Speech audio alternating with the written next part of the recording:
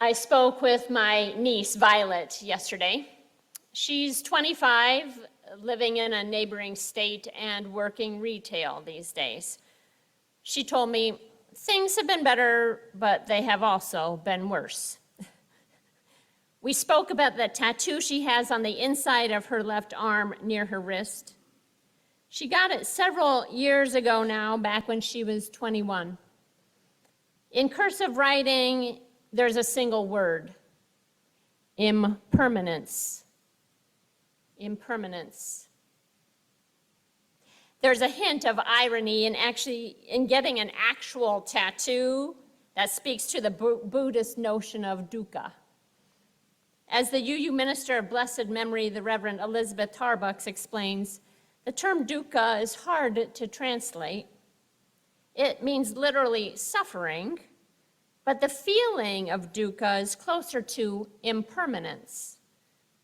So when Buddhists say all is dukkha, they are at least partially pointing towards all is impermanence. Nothing lasts. Or as Violet might say, this too shall pass. In this month, when our theme is the gift of heritage, I'm intrigued not only by the past events that have shaped our shared faith, but of how our forebears prepared us for this experience of impermanence, even this practice of impermanence. After all, our fourth principle encourages member congregations into a free and responsible search for truth and meaning, a search that is both done in community and is ongoing. In a UU World magazine article published back in 2000, the author Warren Ross noted that this fourth principle carries the seeds of its own obsolescence. In other words, at some point, if we are truly searching for greater clarity about our purposes and principles, someday the principle itself will be replaced. And so I turn to the metaphor of the temporary tattoo, which is one, I have one here this morning that Lou and I put on. These are much easier to apply than regular tattoos and less painful. And they can be beautiful, but they do not last. Might our Unitarian Universalist purposes and principles be more like temporary tattoos than, say, commandments carved in stone? How open are we to new answers in response to important questions like, why do we exist as a faith?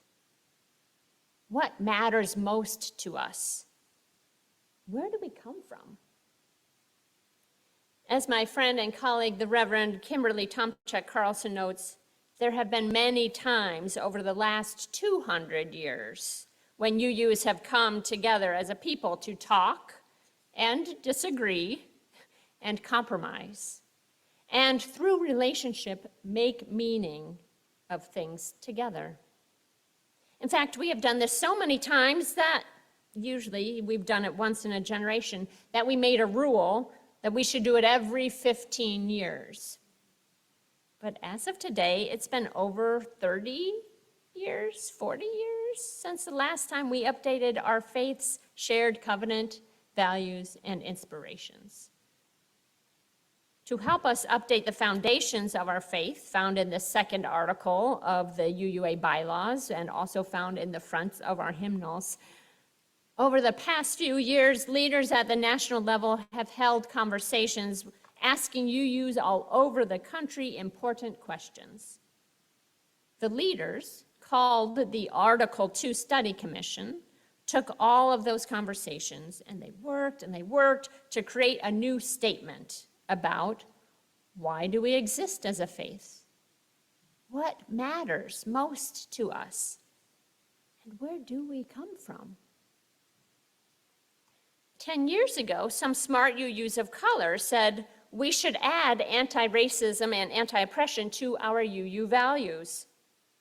They began organizing to add an 8th principle to our 7 principles, and some UU congregations, including People's Church, have agreed to finally name anti-racism as a UU value. Those smart UUs of color also helped us remember why we need to have another faith-wide conversation asking, why do we exist? What do we value? And where do we come from? We have learned so much in the past 30, 40 years. We want our Unitarian Universalist faith to reflect all of that wisdom that we have gained. And guess what?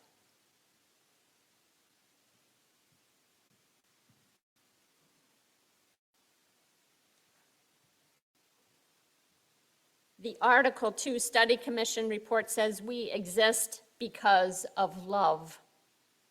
It says the purpose of the Unitarian Universalist Association is to actively engage its members in the transformation of the world through liberating love. It also says love is the power that holds us together and is at the center of our shared values. There are a lot of cool things about the proposed revision. One is that there are 7 single-word values that are hopefully easier to remember and therefore easier to use as touchstones in our conversations. Each word has a short sentence to explain what it means to us. And then that word or value also serves as the ground for aspirational statements of action.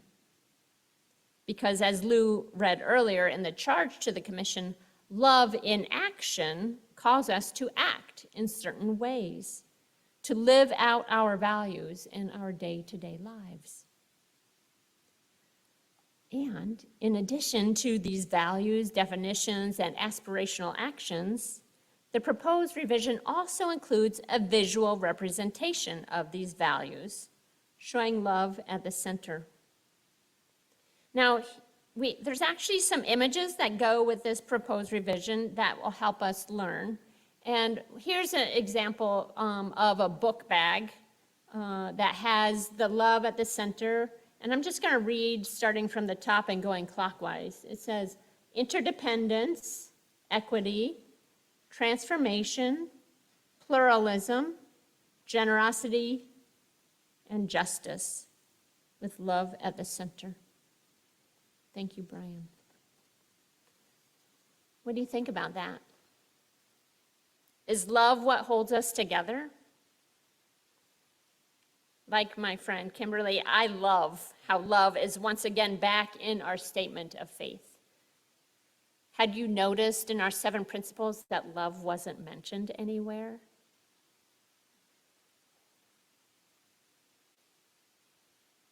If you're of, some people are finding the idea of releasing our 7 principles or our 8 principles a little bit sad. Like, they may not be perfect, but they do have some fine ideas and words in them. I'm all about changing and growing as we learn, but the question is, do we have to give up our principles? Now, as you will learn in the year ahead, and as we will all learn, the way we name those principles and explain them is changing. The words are different, but the seeds of each principle, the ones that we have been learning about as UUs since 1985, well, those seeds are still inside the new words. So for example, the one that talks about honoring the interdependent web of all existence is now the one at the top of the flower. We get to start with the web. And the one that talks about how every person has inherent dignity and worthiness, now that talks about each person being able to flourish in that worthiness and how we will work together to make that flourishing possible. And love is at the center of it all. In the year ahead, we will explore each of these values as part of our monthly themes. Then, at the end of the next church year, in June of 2024, delegates to General Assembly will once again vote on whether or not to change the UUA bylaws. This time, the proposal has to pass by a 2/3 vote, not a simple majority.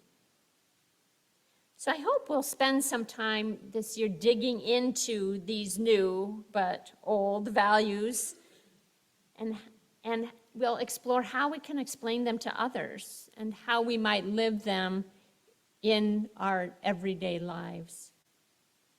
And in doing so, may we find that love is always at the center. And so for those of us here in the sanctuary, you will have an opportunity to wear your faith on your sleeve or on your hand or your wrist or your arm. So during the candle meditation, we'll hand out temporary tattoos to anyone who wants one. Just raise your hand. And by wearing these, we can show off the beauty and the impermanence of our Unitarian Universalist faith. And throughout the week ahead, you might just find yourself in conversation then with people saying, what's that tattoo about?